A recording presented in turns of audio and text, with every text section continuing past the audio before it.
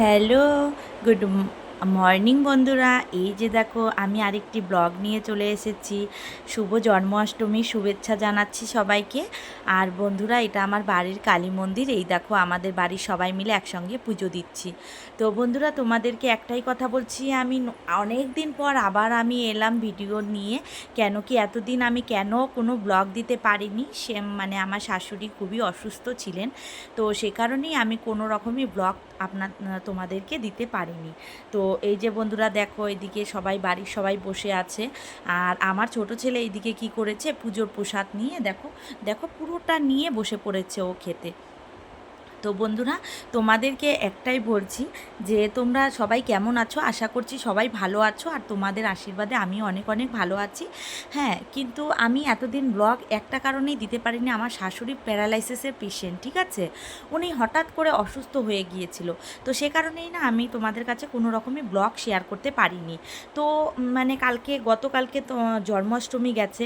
তো সে কারণে আমি ভিডিওটি শ্যুট করে রেখেছিলাম, তাই ভাবলাম একটু তোমাদের সঙ্গে শেয়ার করি। তো সে কারণেই আজকে দেখো এই যে আমি এই যে ব্লগটি নিয়ে হাজির হয়ে গেছি।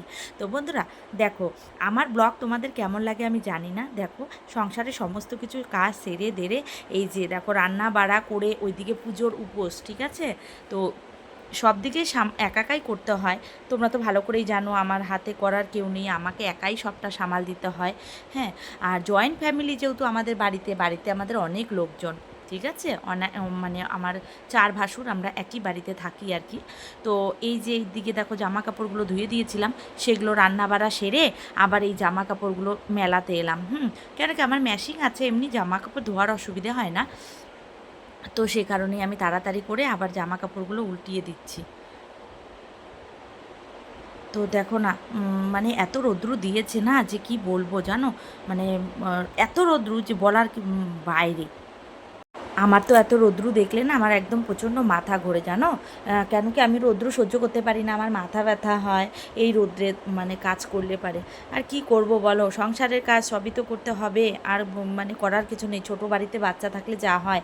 এই দিকে বাড়িতে শাশুড়ি অসুস্থ, এনার দিকেও আবার দেখতে হয়, কত দিকে সামলানো বলো।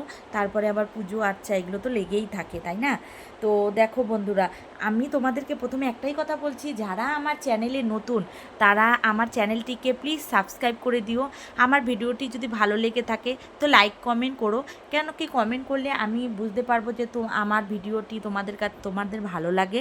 হ্যাঁ, তো সে কারণেই আমি আরও নতুন নতুন ভিডিও তোমাদের কাছে নিয়ে আসতে পারবো, তাই না। কেন কি তোমাদের ভালোবাসাতেই আমার সব কিছু করতে হবে।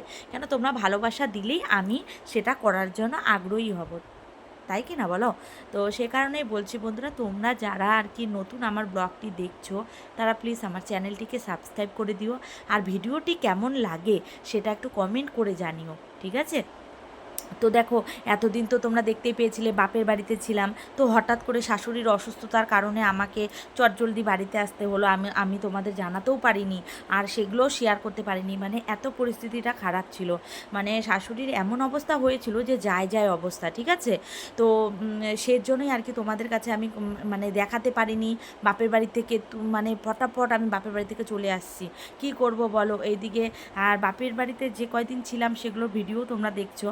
তো সেই কারণেই আর কি, আমি তো হঠাৎ চলে আসি বলেই না আমি আর ভিডিও শ্যুট করতে পারিনি। তো এটাই আর কি, আর একা হাতে সবটা সামাল দিতে হয়। আর দেখো শাশুড়ির যেহেতু ওরকম অবস্থা, তখন যদি আমি ভিডিও করি তাহলে আর বাড়ির 5 জন কী বলবে বলো।